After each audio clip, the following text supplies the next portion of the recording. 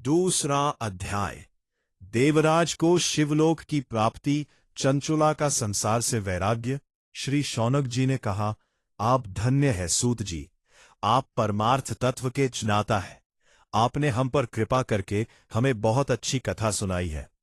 वास्तव में इस कथा को सुनाना कल्याण का और इसे सुनना मोक्ष का साधन है। आपकी कृपा से यह बात हम समझ ली है। सूत जी, इस कथा के द्वारा लोग पापों से मुक्त कैसे होते हैं, उन्हें कौतूहल होकर इस बात का वर्णन कीजिए। सूत जी बोले, जो मनुष्य पाप, दुराचार तथा काम, क्रोध, मद, लोभ आदि में निरंतर डूबे रहते हैं, वे भी शिव पुराण पढ़ने अथवा सुनने से शुद्ध हो जाते हैं तथा उनके पापों का पूर्णतया नाश हो जाता है। इस विषय में मैं तुम्हें एक कथा सुनाता हूं। एक वर्मा देवराज ब्राह्मण की कथा। बहुत पहले की बात है। किरातों के नगर में देवराज नाम का एक ब्राह्मण रहता था।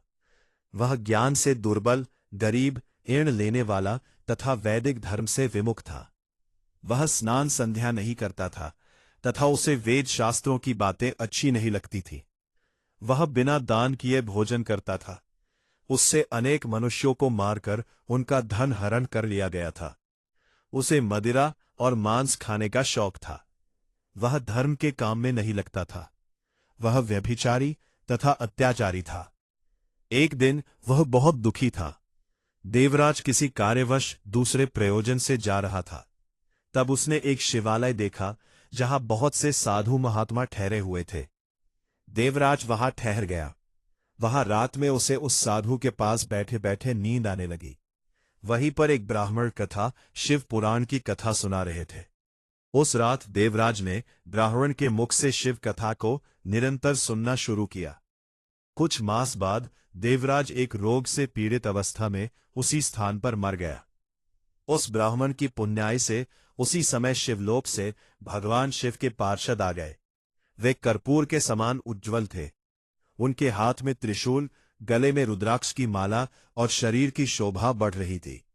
उन्होंने यमराज के दूतों को मार पीट कर देवराज को पाप बंधनों के बंधन से छुड़ा लिया और उसे अपने अद्भुत विमान में बैठाकर जब अपने पद की ओर जाने लगे तो यमदूतों ने कालीमय वचन कहे, जिन्हें सुनकर यमराज अपने भवन से बाहर आ गए। साक्षात रुद्र के समान प्रतीत होने वाले उस दूत से यमराज ने विनीत पूर्वक पूछा। यह सब देख यमदूतों में विस्मय हो गया। उन्होंने अपने देवराज से शिव के दूतों से कोई बात नहीं पूछी। तत्पश्चात शिवदूत देवराज को लेकर कैलाश चले गए और वहां पहुंचकर उन्होंने ब्राह्मण को कृतज्ञतावश भगवान शिव के हाथों में सौंप दिया। शौनक जी ने कहा, भगवान सूत जी, आप धन्य हैं। आपके कथन से मैं कृतार्थ हुआ।